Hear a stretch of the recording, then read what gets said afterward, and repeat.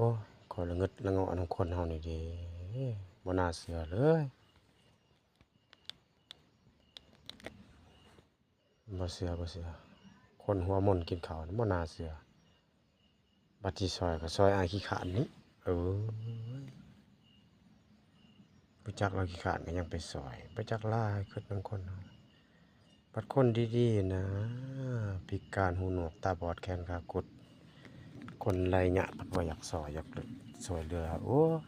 ตาหนายนำคนข้อยก็อิจฉาจักซะเด้ถ้าอ้ายขี้ขลาดเอ้ย ปรมีแต่ผู้หญิงงามๆผู้สาวงามมาถ่ายรูปถ่ายห้อยนำบ่น่าเชื่อล่ะตายอิจฉาเจ้าเด้คือข้อยนะทุกข์สิตายบ่เห็นมีไผมาช่วยข้อยก็อยากขี้คร้านคือกันนะขี้คร้านคืออ้าย